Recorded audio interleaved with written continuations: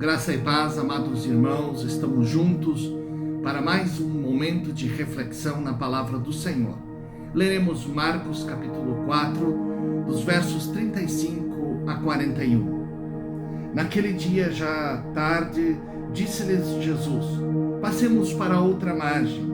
E eles, despedindo a multidão, o levaram assim como estava no barco, e outros barcos o seguiram. Ora, levantou-se grande temporal de vento, e as ondas se arremessavam contra o barco, de modo que o mesmo já estava a encher-se de água. E Jesus estava na polpa, dormindo sobre o travesseiro. Eles o despertaram e lhe disseram: Mestre, não te importa que pereçamos?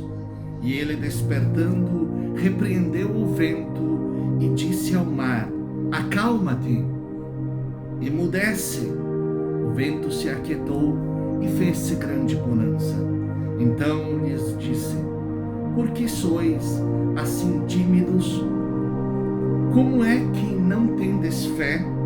E eles, possuídos de grande temor, diziam uns aos outros: quem é este que até o vento e o mar lhe obedecem? Amados, nós queremos pensar neste texto tão conhecido, essa narrativa da tempestade que os discípulos enfrentaram junto com Jesus, o milagre de verem o vento sendo repreendido, o mar se aquietar. Mas eu quero olhar e meditar com vocês sobre três importantes perguntas que temos nesse texto. Essas perguntas dirigem toda a situação que o texto narra. A primeira pergunta encontramos no verso 38, quando os discípulos procuraram Jesus e disseram: Mestre, não te importas que pereçamos, ou não te importas que morramos? É a pergunta que todos fazemos em meio às grandes crises, no momento de muito sofrimento, porque essa pergunta evidencia medo face à morte, porque eles estavam, em outras palavras, dizendo: Jesus, nós vamos morrer, o Senhor não vai fazer nada. E a Bíblia nos relata em Mateus, capítulo 8, versículo 25, eles dizem: Senhor, salva-nos. Na narrativa de Lucas diz que eles disseram: Mestre, nós vamos morrer. Mas aqui o texto diz: Senhor, não te importas que morramos ou que vamos perecer?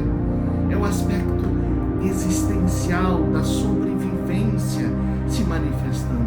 Todos nós, quando passamos por momentos difíceis, momentos de crises, situações que nos angustiam, também manifestamos essa pergunta. Pode ser de outra forma, em outras palavras, mas nós reconhecemos a nossa limitação, a nossa fragilidade.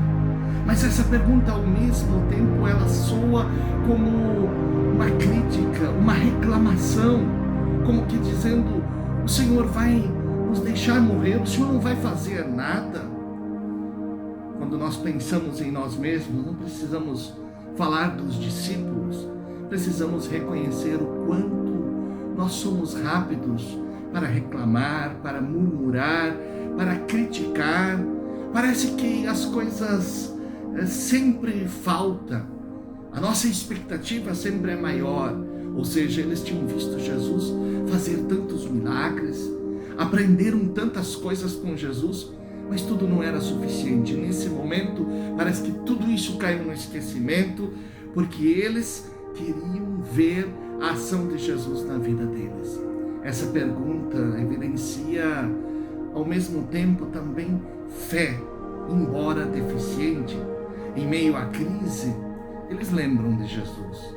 Eles sabem que só Jesus pode salvá-los.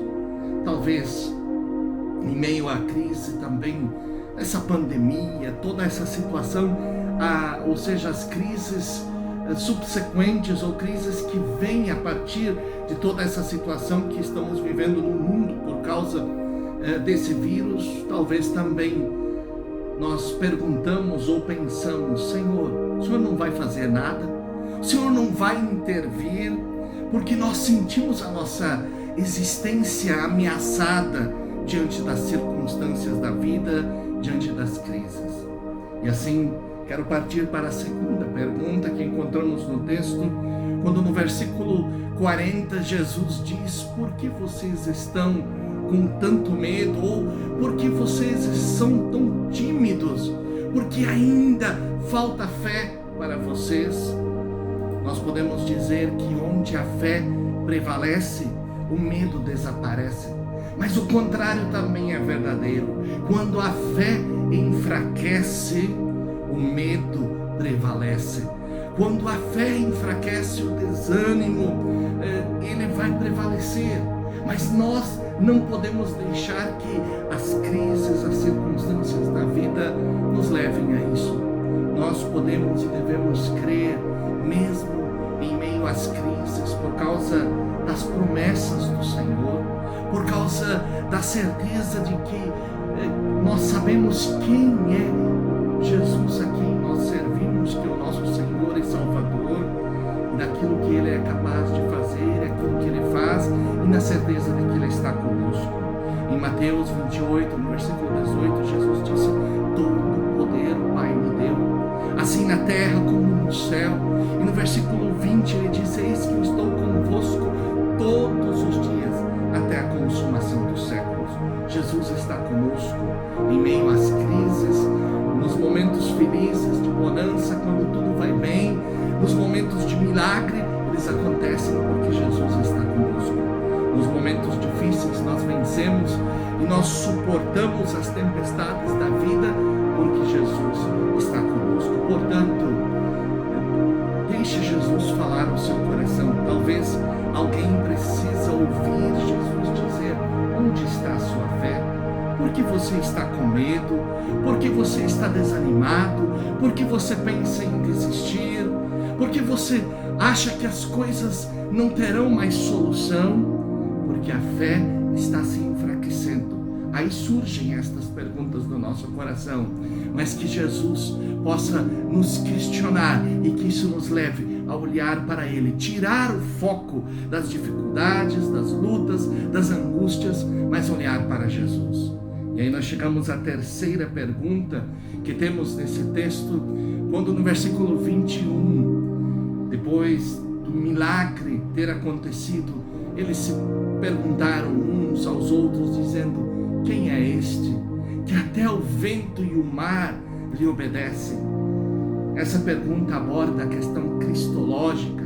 A primeira pergunta fala da questão existencial, da fragilidade da vida. A segunda fala da fé. E a terceira fala de Cristo, portanto uma questão cristológica.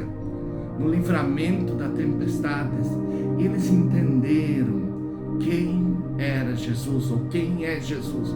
Eles entenderam quem estava com eles, aquele a quem o mar e o vento obedecem, aquele que se importa conosco. Por isso Pedro diz: lancem sobre ele toda a ansiedade, porque ele tem cuidado de vós, ele se importa conosco, ele é o Emanuel, o Deus conosco, aquele que disse: eis que eu estou convosco todos os dias, até a consumação dos séculos.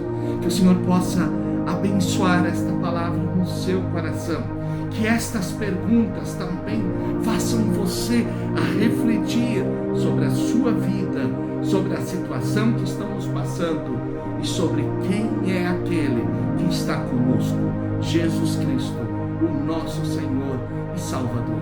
Eu quero orar com você ainda neste momento. Pai eterno, obrigado porque nós conhecemos Jesus, não apenas por ouvir falar, mas temos a experiência da salvação em Cristo Jesus. Mas assim como os discípulos de Jesus, às vezes passamos por momentos difíceis, e talvez alguém que está ouvindo esta reflexão está passando por um momento de crise, de angústia, de dificuldade.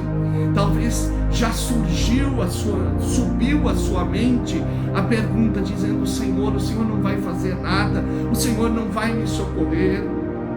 Ó Deus, manifeste a tua presença, a tua bênção na vida desta pessoa e de todos quantos estão acompanhando esta reflexão. Pai, que o Senhor se mostre o Deus presente, o Deus que se importa conosco, que nos ama, que cuida de nós. Pai, que a tua misericórdia, que a tua bondade, que a tua graça esteja conosco. Pai, que a nossa fé também seja questionada diante do Senhor ou pelo Senhor. Pai, que nós possamos crer e crer verdadeiramente no Senhor, que a nossa fé seja lapidada, de maneira que no final de tudo nós possamos ouvir Jesus dizer: muito bom, servo bom e fiel. Pai, abençoe assim cada um dos teus filhos. Nós oramos em nome de Jesus. Amém.